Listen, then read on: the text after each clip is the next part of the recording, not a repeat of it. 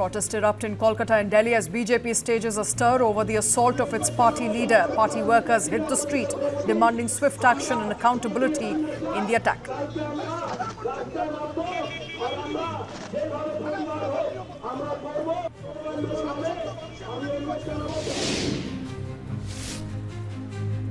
Fresh lead in Zubeen Garg's case as key witness Kamal Haasan appears before CID in Guwahati, the first step in summoning 8 members linked to the yacht outing.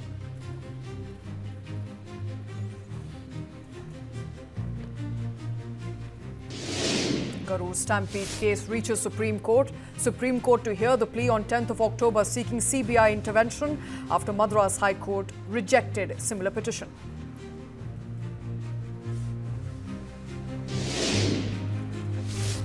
BJP hits out at Kamal Haasan, says he sold his soul for a Rajya Sabha seat. Tamil Nadu no longer takes him seriously, accuses him of favouring DMK while ignoring government failures.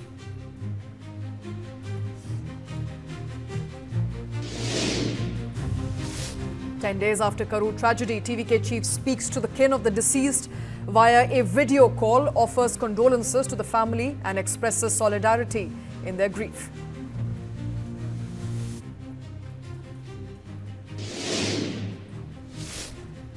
Punjab now bans the sale of Coldrif cough syrup. Authorities say that the drug is not of standard quality.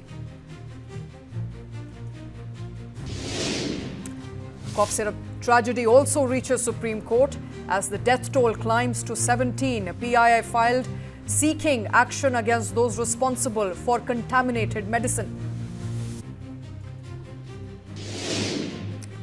First reaction of the suspended lawyer who tried to hurl a shoe at Chief Justice of India Gavai says he was hurt by the remarks on Lord Vishnu. He remains unapologetic and shows no remorse.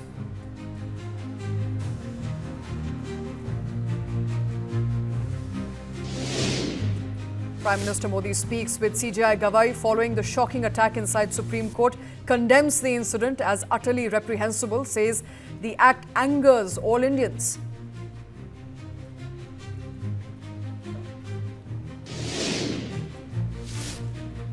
Prime Minister Modi begins 25th year as the head of the government, says improving lives is his constant endeavour.